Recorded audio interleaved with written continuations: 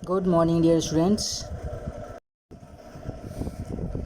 आइए कंटिन्यू करते हैं स्टोरी। पहले क्या हुआ था कि जो बच्चे जो थे क्या करते हैं, कहानी सुनाने के लिए मांग करते हैं। ठीक है, तो बैचलर जो है कहानी सुनाना शुरू करते हैं। बैचलर मतलब जो अविवाहित व्यक्ति जो होते हैं वो एक कहानी सुनाना शुरू करते हैं। There was a little girl called Bertha who was extraordinarily good. वहाँ पर एक छोटी लड़की थी जिसका नाम क्या था, जिसे सभी लोग क्या कहते थे, बर्था कहते थे। वह जो लड़की थी वह बहुत ही अच्छी थी, ठीक है ना। She did all that she was told. She was always truthful. She kept her clothes clean, learn her lessons perfectly and was polite in her manners. वो जो है जो कहती थी वह करती थी और हमेशा वह सच्ची बोलती थी, सच्चाई पर चलती थी। और उसका हमेशा वो ऐसी लड़की थी, बहुत ही साफ़ सुथरे में रहती थी। उसका कपड़ा जो होता था हमेशा साफ़ रहता था और वह हमेशा अपने होमवर्क किया करती थी, हमेशा अपनी लेसन को लर्न किया करती थी। और उसका बहुत ही नम्र मैनर था, बहुत ही नम्र व्यवहार था, किसी के साथ पेश आना बहुत ही नम्रता से। ठीक है, वह she pretty asked the bigger of the smaller girls. जो छोटी दो लड़की थी उसमें से बड़ी लड़की पूछी क्या वो अच्छी थी, सुंदर थी, खूबसूरत थी। Not as pretty as any of you.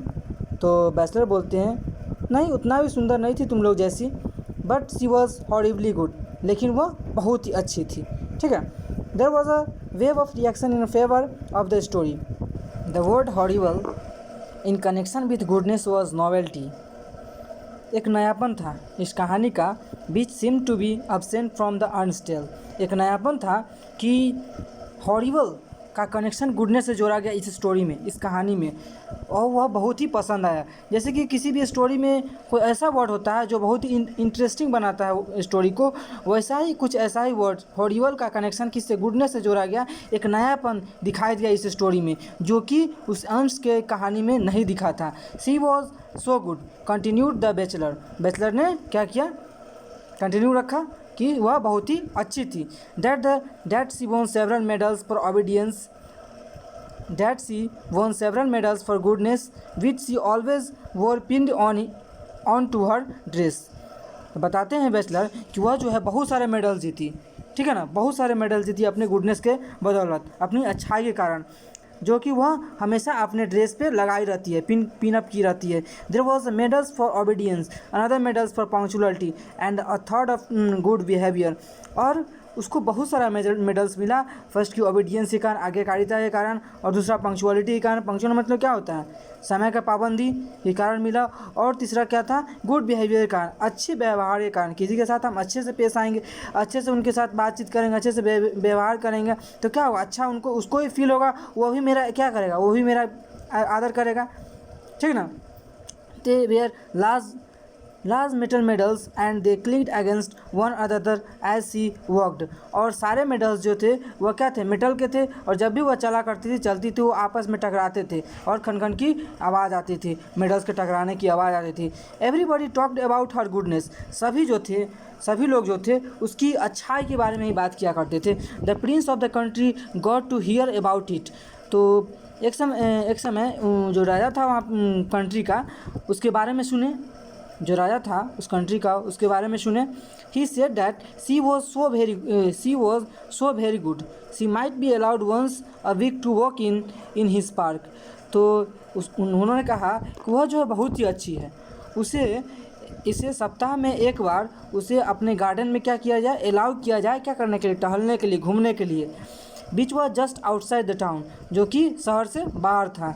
It was a beautiful park, जो था बहुत ही खूबसूरत पार्क था। And no children were allowed in it, किसी भी बच्चे को उसमें अनुमति नहीं थी जाने की किसी को आज्ञा नहीं थी। It was a great honour for Bertha to be allowed to go there.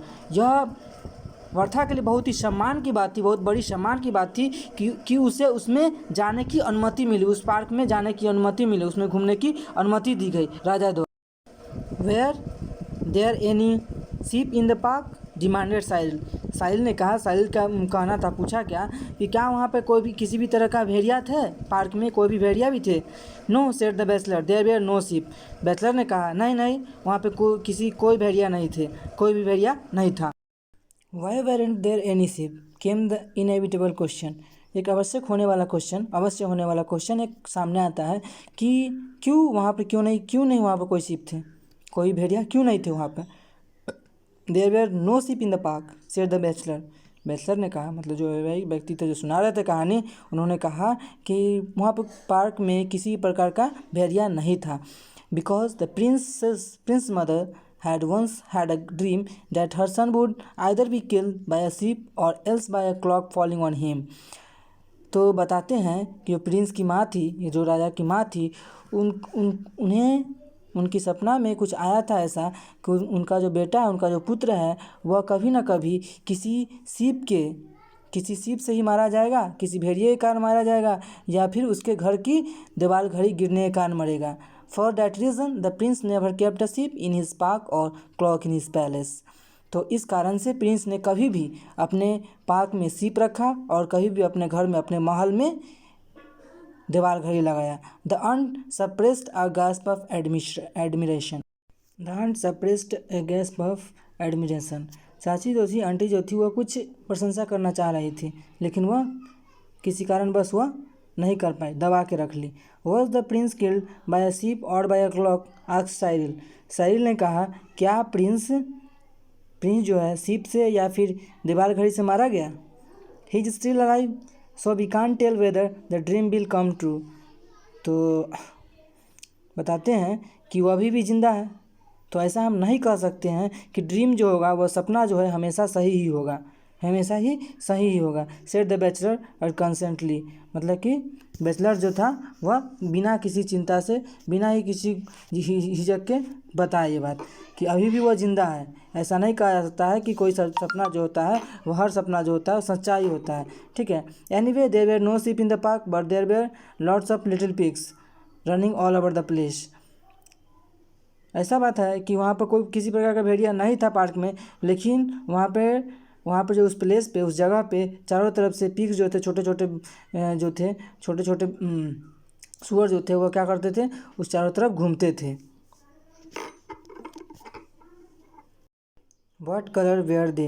तो बच्चे ने पूछा उन लोगों का कलर कैसा है, उस सुअरों का कलर कैसा है। ब्लैक विथ वाइट फेसेस, मतलब कि काला उजला चेहरा के साथ।